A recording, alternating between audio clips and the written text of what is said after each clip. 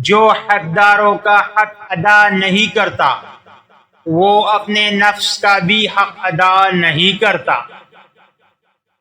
جو کوئی یہ چاہے کہ اس کا نام ابرار کی فہرست میں مندرج ہو تو اسے اپنا مال راہ مولا میں خرچ کرنا چاہیے اور اپنے حسن و جمال کو حرام مال سے بچائے۔ بھوکے رہا کرو کیونکہ بھوک تقوی کی علامت ہے۔ وہ شخص عزت نہیں پا سکتا جو اللہ تعالی عز و جل کے حضور عاجزی اور انکساری اختیار نہ کرے۔ جو شخص اللہ تعالی عز و جل سے کچھ مال و دولت، حسن و خوبصورتی اور حکومت پانے کا باوصف ان تینوں کا حق ادا نہ کرے وہ ریاکار ہے۔